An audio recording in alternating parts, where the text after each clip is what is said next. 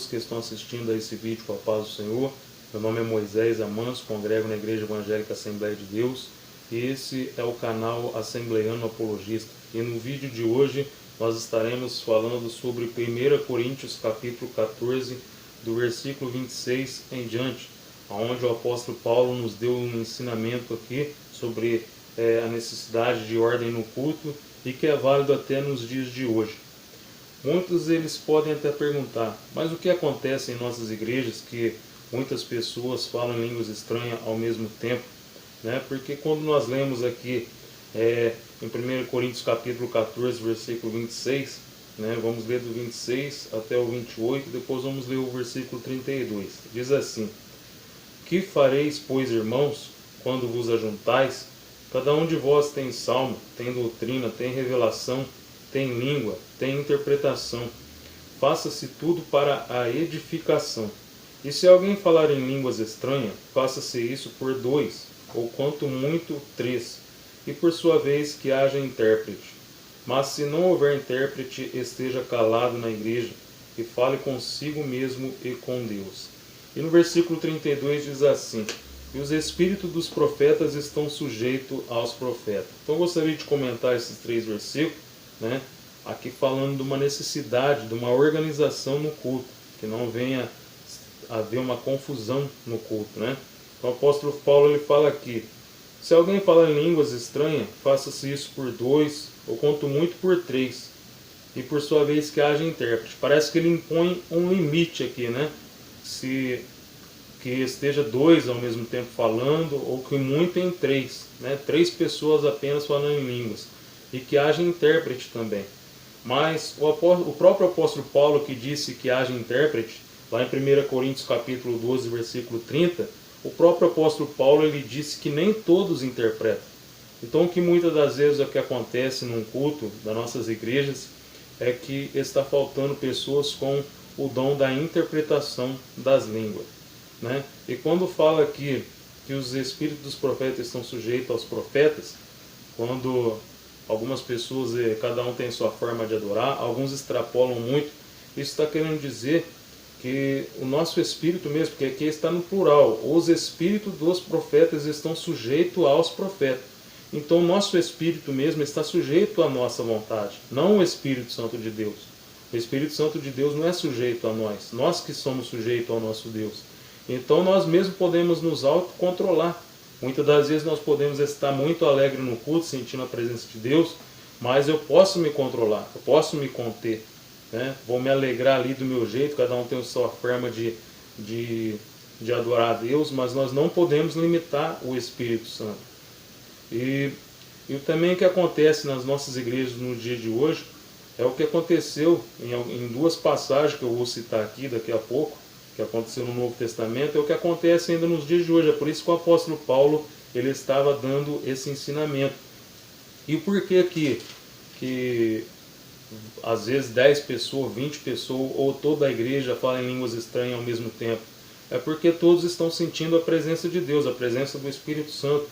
E por que eles falam em línguas estranhas? Porque o próprio apóstolo Paulo ensinou no capítulo 14, aqui no versículo 2 e no versículo 4, ele diz assim, no versículo 2: Porque o que fala em línguas estranhas não fala aos homens, senão a Deus, porque ninguém o entende, e em espírito fala de mistério. Está vendo? O apóstolo Paulo ele fala, porque o que fala em línguas estranhas não fala com os homens, mas ele fala direto com Deus. E ninguém entende mesmo o que ele está falando, porque ele está falando em espírito, e de mistério ele fala com Deus. Então fica claro aqui. Então, quando muitas pessoas estão falando línguas estranhas, que eles estão falando de mistério, eles estão falando com Deus. E no versículo 4 fala aqui, e o que fala em línguas estranhas edifica-se a si mesmo.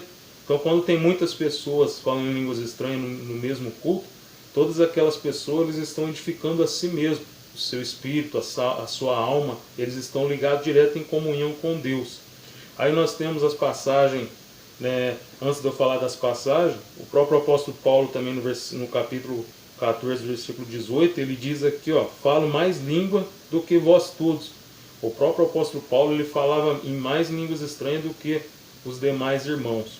Aí nós temos a passagem lá de Atos capítulo 2, no dia de Pentecoste, nós sabemos que aquelas línguas estranhas ali daquele dia foi uma obra missionária do Espírito Santo, que cada um deles começou a falar em idiomas aqui da terra. Não era esse mesmo caso que o apóstolo Paulo estava ensinando aqui, de mistério fala com Deus, no versículo 2 aqui e do versículo 4. Eles não estavam edificando a si mesmos, eles não estavam falando de mistério com Deus, mas nessa feita em Atos dos Apóstolos, era uma obra missionária, eles estavam falando em outros idiomas para com que as pessoas que estivessem do lado de fora entendessem o que eles estavam falando, né?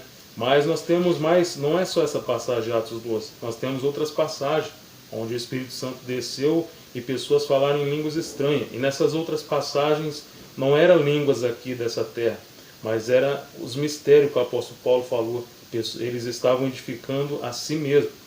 A primeira passagem que eu gostaria de citar está lá em Atos capítulo 10, versículo 27, quando o apóstolo Pedro ele foi ali, né, na casa ali de Cornélio, e estavam muitos italianos juntamente com Cornélio, que era italiano, eles estavam reunidos ali. E quando o apóstolo Paulo pregou a palavra para eles, impôs as mãos, o Espírito Santo desceu ali neles, na família de Cornélio, em todos aqueles italianos, e eles começaram a falar, todos eles, eram muitas pessoas, começaram a falar em línguas estranhas ao mesmo tempo.